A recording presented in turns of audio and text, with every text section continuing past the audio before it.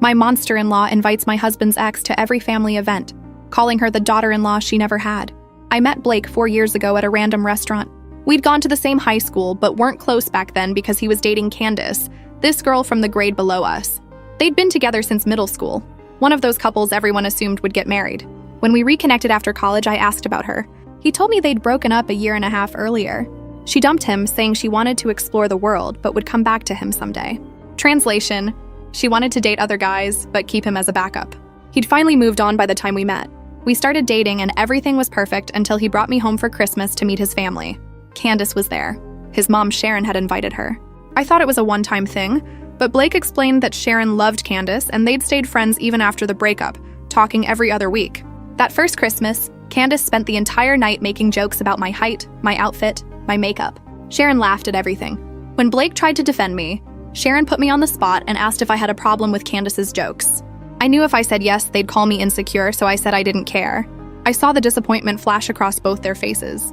They wanted me to crack. That's when I decided they'd never get that satisfaction from me. For 2 years, I endured it. Every family event, there was Candace in designer dresses while Sharon gushed over her.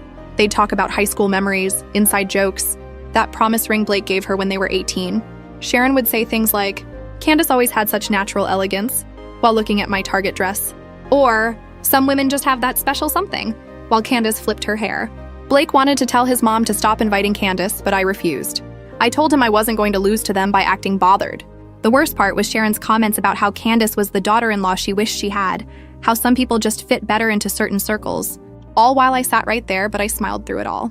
I acted like their words rolled off my back because I refused to give them the satisfaction. Then 3 days ago came Sharon's 49th birthday party. Blake didn't want to go because his coworker's engagement party was the same night, but Sharon guilted him into coming. We agreed we'd leave right after the cake. We showed up and immediately something felt wrong. Candace was there in a gown like she was going to the Oscars. Sharon kept giggling and whispering with her in the corner. At 5:30, Blake's dad brought out 2 cakes. One said, "Happy birthday, Sharon." The other said, "Happy almost anniversary." Nobody understood what was happening. Then Candace stepped forward, grabbed Blake by the arm, and pulled him to stand next to her. She announced to the entire party that 10 years ago on Sharon's birthday, Blake had gotten down on one knee and given her a promise ring before they left for different colleges.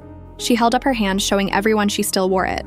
She said it had been 10 years since that special day, and even though life took them in different directions, she wanted to celebrate what could have been. Sharon was beaming, saying she was happy to let them steal her thunder for their almost anniversary. The room went completely silent. Even the other guests looked uncomfortable.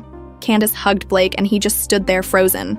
Sharon cut the anniversary cake and tried to feed a piece to Blake